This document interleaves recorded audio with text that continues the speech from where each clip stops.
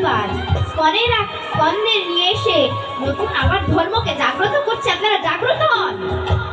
কত করে বলছে যে ধর্মশাস্ত্রটা অধ্যয়ন করুন।